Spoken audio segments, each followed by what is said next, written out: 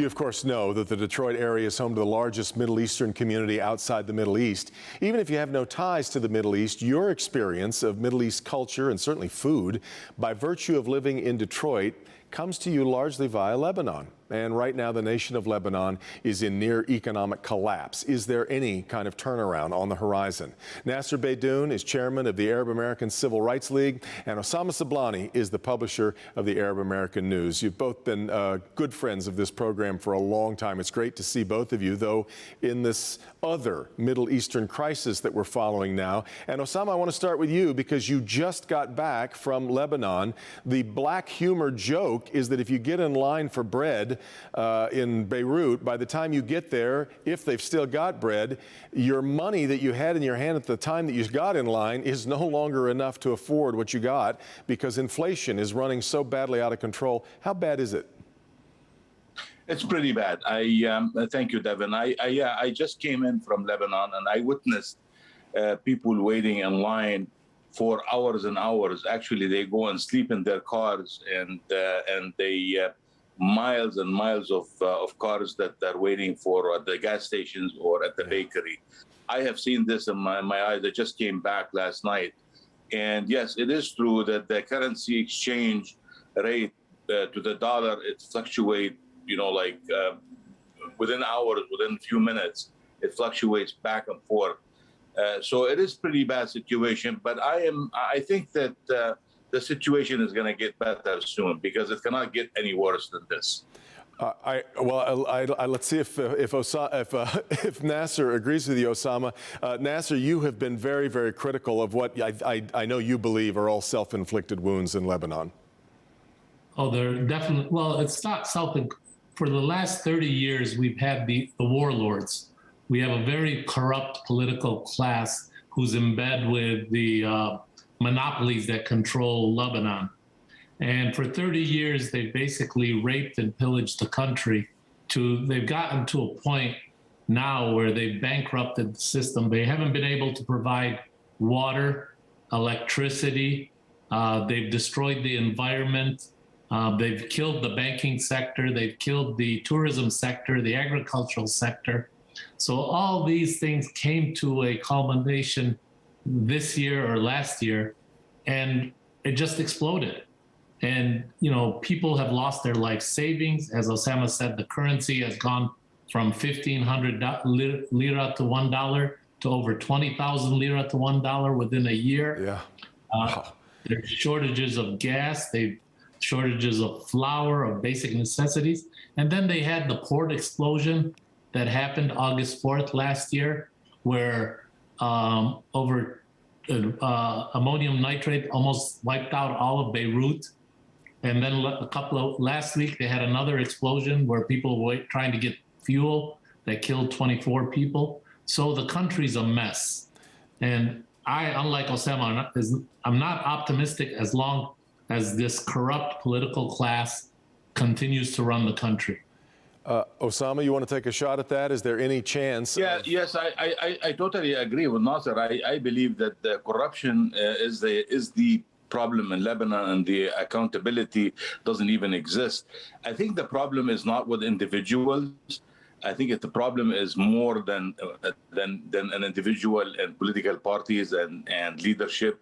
I think it is the system itself. I think the way that we are in Lebanon see government completely different than the way we see it in the United States. This is a sectarian-based political system that each religious group or political party protect its own people, and therefore the corruption starts from the bottom all the way up. I believe that the way that this should be addressed is change the political system in Lebanon to be a comprehensive system that based on citizenship, not sectarianism. And I believe everybody is talking about it right now. We should, I think the Lebanese people believe that they should be revisiting the way that Lebanon is structured at this time. Nasser, I'm curious as to what you think the ripple effects here could be. Lebanon has always had an outsized influence as headquarters and home for Hamas and Hezbollah. Americans and Israel in particular are always deeply focused on what's going on in Lebanon. But what is the potential for turmoil in Lebanon to create further instability across the Mideast?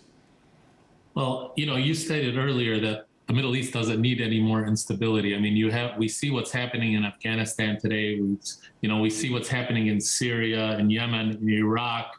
And Lebanon is in a unique position. Lebanon has always been kind of this, we've suffered through 25 years of civil war. Yeah. We had an era where, people thought things were getting better. And but then we had the devastating war of 2006 between Hezbollah and Israel. So, Lebanon is a flashpoint. You've got Palestinians living in refugees. You've got over 1.5 million Syrian refugees. You've got Hezbollah, who is a counterforce to Israel. And, you have so many players and so many different things that anything can trigger. Lebanon could be on the cusp of a civil war. Anything, it could happen. Devin, I believe that Hezbollah is one of the most stable factors, stable factors in Lebanon. I believe, of course, that doesn't comfort Israelis or pro-Israeli Americans, right? Well, the Israelis have to choose their own course of actions, but I believe that Hezbollah's position in Lebanon and the strength that they have for the resistance have prevented Israel from taking, military journeys in Lebanon and destroying the country. That's for sure. Now, I believe that Hezbollah is not the cause of this issue. Hezbollah is the least corrupt political party in Lebanon. The political system in Lebanon had to be revisited. That's for sure. While you were there, I think as a symbol of how seriously America is worried about this, I believe it's your understanding that the head of the CIA was in Lebanon while you were there.